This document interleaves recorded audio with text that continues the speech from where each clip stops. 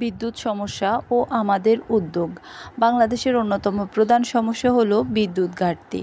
এর মূল কারণ হচ্ছে জ্বালানি সংকট। এই সমস্যার টেকসই সমাধানের লক্ষ্যে আমরা দীর্ঘদিন গবেষণা করে এমন একটি ফর্মুলা তৈরি করেছি, যার মাধ্যমে বিদ্যুৎ উৎপাদনে প্রয়োজনীয় জ্বালানির খরচ প্রায় 30% পর্যন্ত কমানো সম্ভব। পরীক্ষামূলক কার্যক্রম।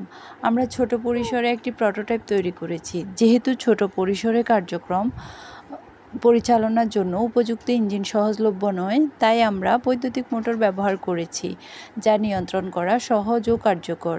ব্যবহৃত যন্ত্রপাতি: battery, watt meter, control box, prime mover, BLDC motor, alternative modified BLDC motor, AC ampere meter, AC volt metre.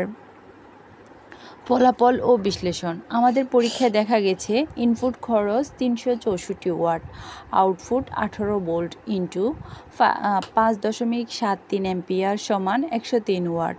তাহলে প্রতি 1 ওয়াট আউটপুট উৎপাদনে আমাদের খরচ হচ্ছে 364 ভাগ 103, প্রায় 3.53 ওয়াট ইনপুট।